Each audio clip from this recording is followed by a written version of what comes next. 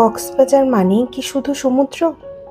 না, এই শহরের বুকেই লুকিয়ে আছে এক শান্তির গল্প।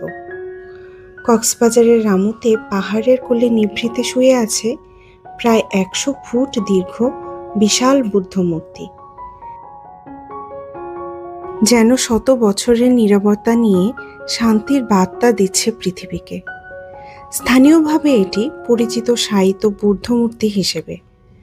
বৌদ্ধ ধর্মে এই ভঙ্গিকে বলা হয় সিংহসজ্জা, যা শুধু বিশ্রাম নয়, বরং ধ্যান, আত্মাশক্তি আর জীবনের গভীর সত্যের প্রতীক।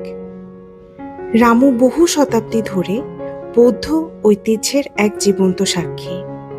চারপাশে সবুজ পাহাড়, নীরব পরিবেশ, আর এই বিশাল মূর্তির সামনে দাঁড়ালে মনে হবে শহরের সব শব্দ যেন হঠাৎ থেমে গেছে।